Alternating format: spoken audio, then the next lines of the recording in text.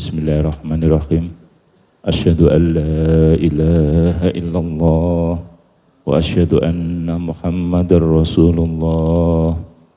Allahumma anta rabbi la ilaha illa anta khalaqtani wa ana abduka wa ana ala ahdika wa wadika mastata'tu a'udzu bika min syarri ma sanatu abu'u laka bi ni'matika alayya wa abu bidanbi faghfirli fa innahu la yaghfiru dzunuba illa anta ya Allah. Bismillahirrahmanirrahim. Bismillahi badana walhamduli rabbina wassalatu wassalam linnabi habibina ya Allah ya Rabbana anta maksuduna ridhoka madlubuna dunyana wa ukhrana ya Rahmanu ya Rahim ya Maliku ya Kudus ya Salamu ya Mu'min ya Muhaiminu ya Aziz ya Jabbar Mutakabbir ya Khaliku ya Bari ya Musawwiru ya Ghafar ya Qaharu ya Wahhab ya Razzaku ya Fatah ya Alimu ya Qabid ya Basitu ya Khafid ya Rafi'u ya Mu'iz ya Mudillu ya Sami ya Basiru ya Hakam ya Adlu ya Khabiru ya Halimu ya Azimu ya Ghafur ya Syakuru ya Ali ya Kabiru ya Hafid ya Muqitu ya Hasib ya Jalilu ya Karim ya Raqibu ya Mujib ya Wasi'u ya Hakim ya Wadudu ya Majid ya ya Wakilu ya Qawiyu ya Matin ya Waliyu ya Hamid ya Muqsi ya Mubdi'u ya Mu'idu ya Muhyi ya Mumidu ya Hayyu ya Qayyumu ya Wajid ya Majidu ya Wahid ya Ahadu ya Somad ya Qadir ya Muqtadir ya Muqaddim ya Muakhir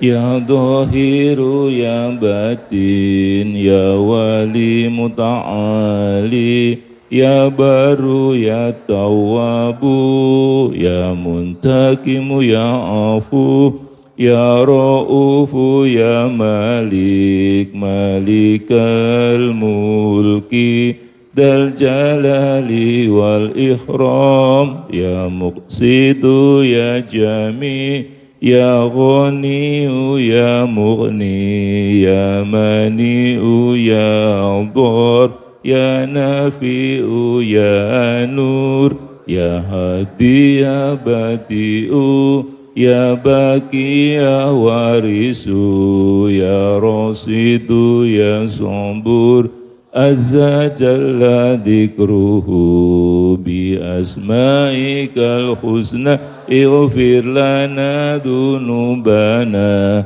ولوالدينا وذرياتنا كفر عن سيئاتنا واستر على عيوبنا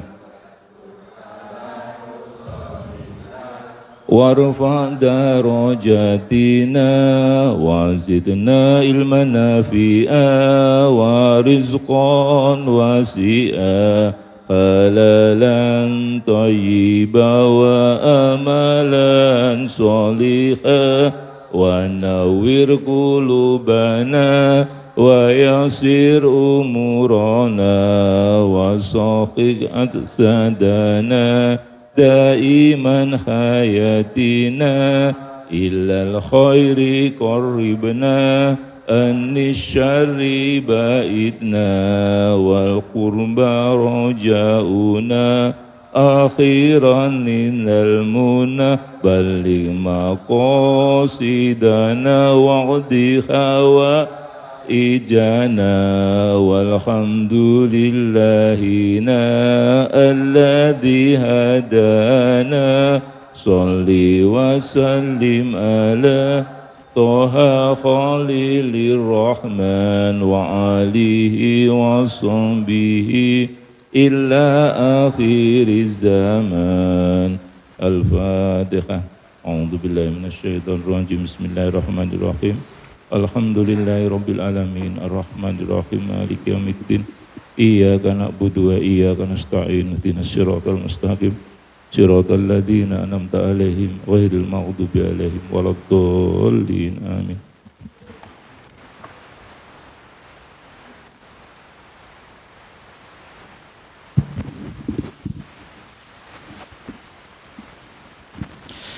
Assalamualaikum warahmatullahi wabarakatuh.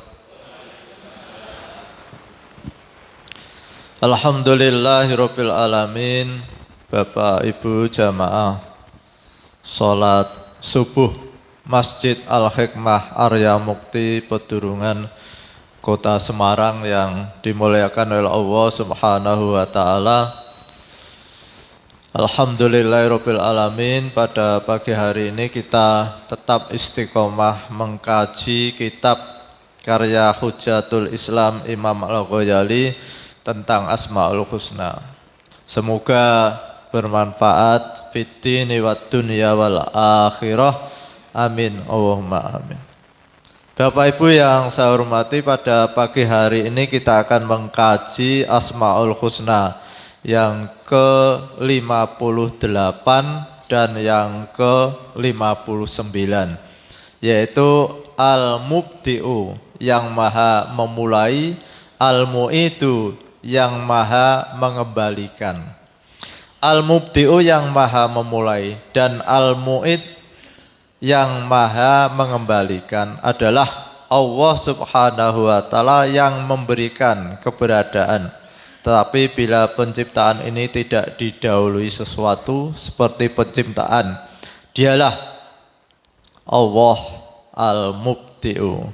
Bila didahului sesuatu seperti penciptaan, dialah Al-Mu'id yang maha mengembalikan. Allah Subhanahu wa ta'ala memulai penciptaan umat manusia, dan Dia Allah juga yang akan mengembalikan atau memperbaiki mereka, yaitu mengumpulkan mereka pada hari kebangkitan. Karena segala sesuatu dimulai oleh Dia, yaitu Allah Subhanahu wa ta'ala, dan dikembalikannya kepadanya, yaitu kepada Allah Subhanahu wa ta'ala.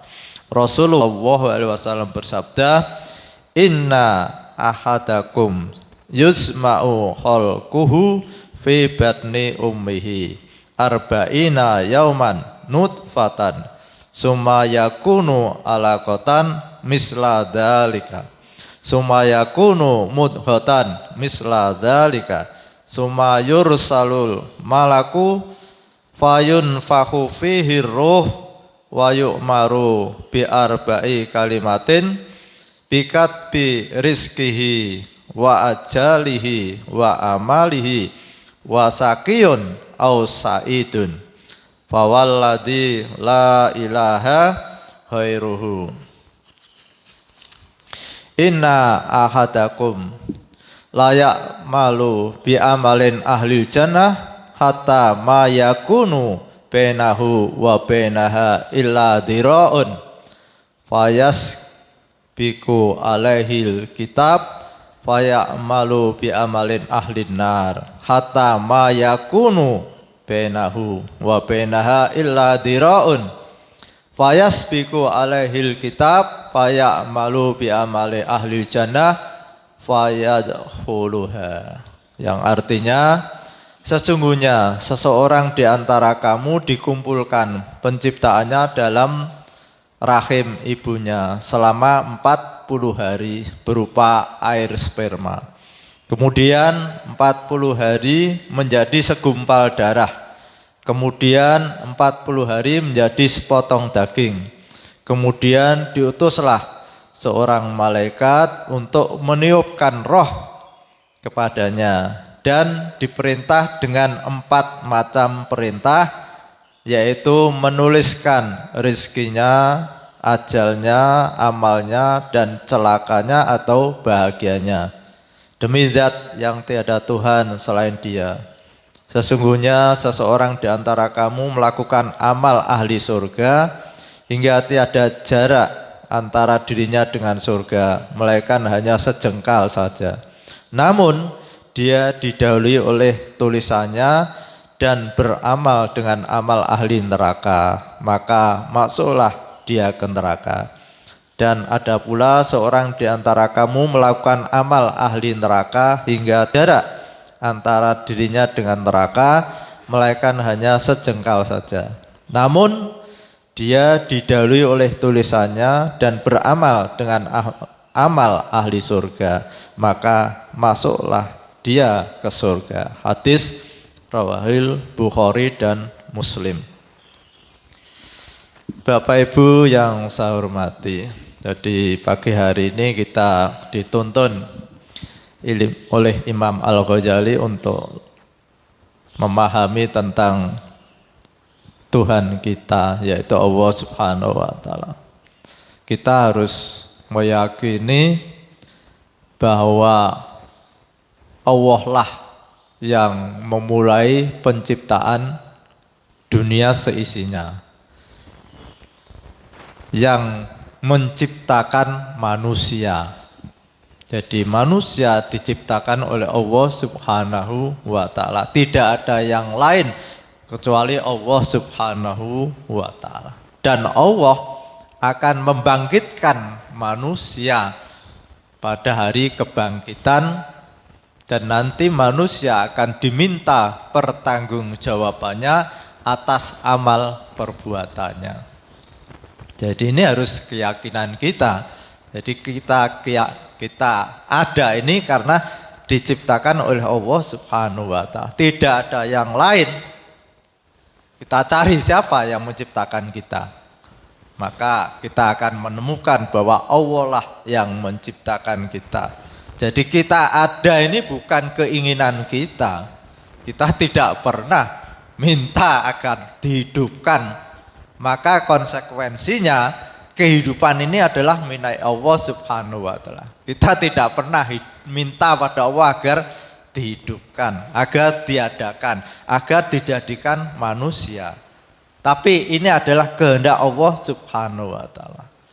Maka kalau kita ada ini karena kehendak Allah Subhanahu wa Ta'ala, maka ketika kita tiada, itu pun bukan keinginan kita. Jadi Allah lah yang menghendaki kita diberi oleh Allah untuk hidup di dunia ini berapa lama, itu adalah urusan Allah, bukan urusan kita. Nah, lalu urusan kita itu apa? Kita oleh Allah Subhanahu wa Ta'ala diperintahkan agar wa ma khalaqtul jinna wal insa illa liya'budun. Jadi kita diperintahkan oleh Allah Subhanahu wa Ta'ala agar menyembah, abdi kepada Allah Subhanahu wa taala, mengikuti perintahnya dan menjauhi larangannya. Kenapa? Karena hidup ini adalah proses untuk menuju kesempurnaan. Jadi kita di dunia ini oleh Allah sudah diberi pelajaran bahwa ada nikmat dan ada penderitaan. Pak Pardi ya, ketika kita sehat ini merupakan nikmat, tapi ketika kita sakit maka itu penderitaan.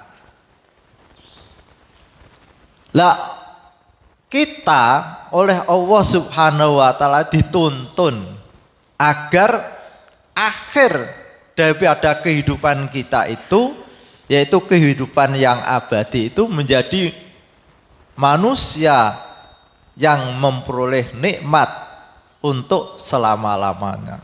Sehingga kita diperintahkan untuk sholat, kita diperintahkan untuk puasa, kita dilarang mencuri, kita dilarang korupsi, kita dilarang menipu, kita dilarang mencaci orang, kita dilarang marah-marah. Semuanya itu adalah dalam rangka menggiring kita agar kita nanti memperoleh kehidupan yang sempurna, yaitu kehidupan di surganya Allah Subhanahu wa taala. Kita tidak akan sakit di surga itu. Kita tidak akan miskin di surga itu. Kita tidak akan susah di surga itu. Tinggal bagaimana kita untuk memilih. Karena di dunia ini sudah ada pelajaran bagi kita. Dan nafsu kita itu ingin agar kita itu selalu sehat. Dan nafsu kita ingin agar kita selalu senang dan bahagia. Dan nafsu kita itu ingin apapun yang diinginkan itu terpenuhi. Tapi ini semua tidak mungkin terpenuhi di dunia ini. Karena dunia ini bukan tempatnya untuk sehat terus. Dunia ini bukan tempatnya untuk muda terus. Dunia ini bukan tempatnya untuk senang terus. Oleh Allah Subhanahu wa taala di dunia ini dijadikannya berpasang-pasangan, Pak Pardi. Ada laki-laki, pasti ada perempuan. Ada siang, pasti ada malam. Ada sehat, pasti ada sakit. Ada senang, pasti ada susah. Tetapi besok di akhirat itu semuanya itu dipisah. Yang senang, senang terus. Yang sehat, sehat terus. Yang kaya, kaya terus. Itu di surga. Tapi ada tempat yang lain yang susah terus, yaitu di neraka. Yang sakit terus, itu di neraka. Maka kita harus pandai-pandai mengelola umur yang Allah berikan pada kita, agar jangan sampai kita itu menyesal untuk selama-lamanya. Karena kehidupan ini tidak diulang, Pak Haji Hudawi. Kehidupan ini sekali. Kalau kita tidak pandai memanfaatkan umur, maka kita akan menjadi orang yang menyesal untuk selama-lamanya. Orang yang di neraka itu tidak ada yang menolong. Orang yang di neraka itu tidak pernah senang. Orang yang di neraka itu tidak pernah sehat, sakit terus, itu di neraka. Kebalikannya di surga, sehat terus. Di neraka itu susah terus, kebalikannya di surga itu senang terus. Bapak Ibu yang saya hormati, ini ada hadis, di mana hadis ini paling tidak ini bisa kita jadikan menambah keyakinan bahwa Nabi Muhammad itu benar-benar Nabi. Kenapa? Di masa Nabi Muhammad itu perkembangan ilmu kedokteran belum menjangkau ini. Sementara Rasulullah itu tidak pernah kuliah kedokteran. Kok ya bisa memberikan pelajaran pada kita bahwa ketika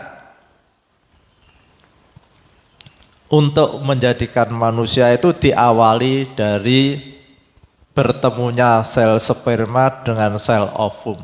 Menjadi konsepsi, yaitu menjadi 40 hari menjadi segumpal daging. Nah ini pada waktu itu kedokteran apa sudah ada. Nah terus Rasulullah itu kok bisa memberikan informasi ini dari mana? Maka apapun yang datang dari Rasulullah itu adalah wahyu dari Allah Subhanahu wa taala. Jadi Al-Qur'an itu wahyu dari Allah, redaksinya itu dari Allah. Kata-kata yang keluar dari Al-Qur'an itu adalah kalamullah. Sedangkan Al-Hadis itu informasi dari Allah tapi redaksinya, bahasanya itu disusun oleh Rasulullah sendiri. Jadi 40 hari segumpal darah, lalu 40 hari sepotong daging. Kemudian diutuslah seorang malaikat untuk meniupkan roh. Nah ini kalau tradisi kita itu ada mapati. Mapati itu oleh leluhur kita itu adalah yang pertama berdoa. Karena pada saat itu nanti Allah akan memerintahkan pada malaikat untuk menuliskan tentang rizkinya, tentang amalnya, tentang ajalnya, dan tentang kebahagiaan atau celaka.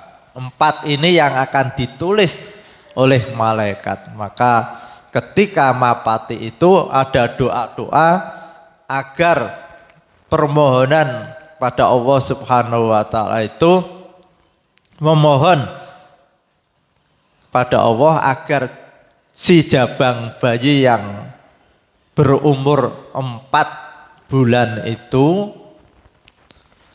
ditulis oleh malaikat, umurnya diberi panjang umur, lalu rezekinya diberi rezeki yang banyak sehingga melimpah, bisa untuk ziarah ke Mekah Madinah dan bisa ngulowentah anak wayah Pak Parti biasanya begitu. Lalu dan termasuk orang yang ahli ibadah sehingga akhirnya menjadi orang yang bahagia masuk surganya Allah Subhanahu wa taala. Itu yang pertama, karena tidak ada yang bisa merubah keputusan Allah kecuali doa Pak Haji Udai. Lalu yang kedua, ada lagi yang bisa merubah keputusan Allah yaitu bersedekah. Jadi maka tradisi leluhur ini jangan sampai kita hilangkan, berdoa dan bersedekah. Maka ketika anak kita hamil sudah 4 bulan, kita undang tetangga-tetangga untuk diajarkan berdoa mohon pada Allah. Lalu pulangnya jangan tidak diberi apa-apa Pak Haji, pulang ya diberi cangkingan.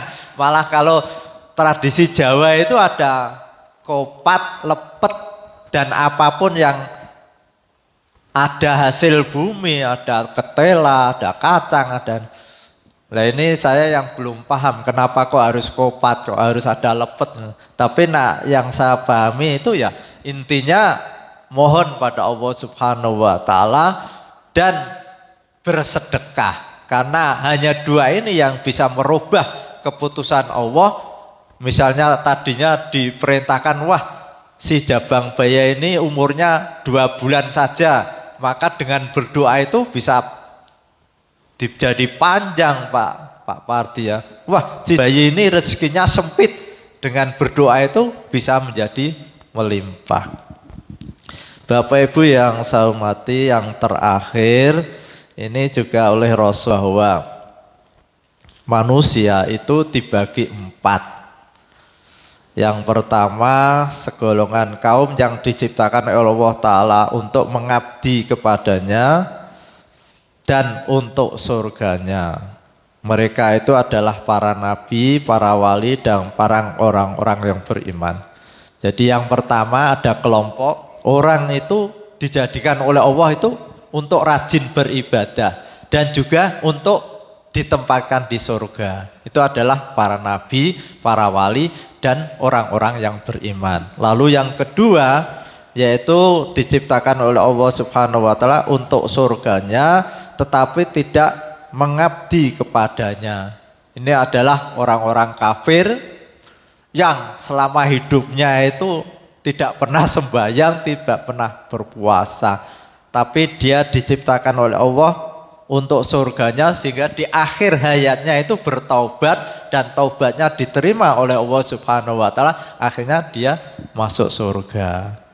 Lalu yang ketiga yaitu segolongan orang yang diciptakan Allah Subhanahu wa taala untuk mengabdi kepadanya dan bukan pula untuk surganya.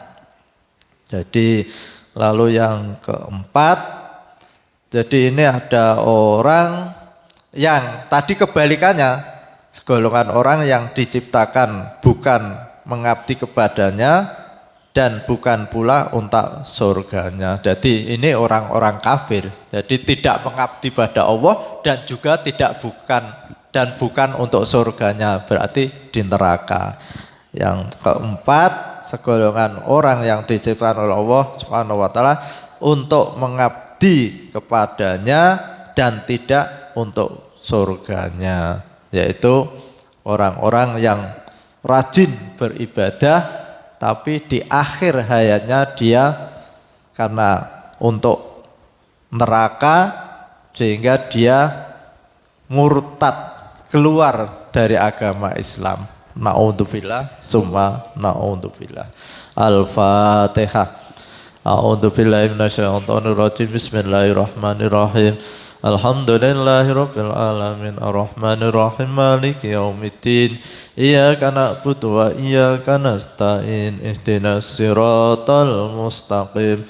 Siratal ladzina an'amta 'alaihim ghairil maghdubi 'alaihim waladdallin. Amin. Bismillahirrahmanirrahim. Subhanaka Allahumma wa bihamdika asyhadu an la ilaha illa anta astaghfiruka wa atubu ilaik. Assalamualaikum warahmatullahi wabarakatuh.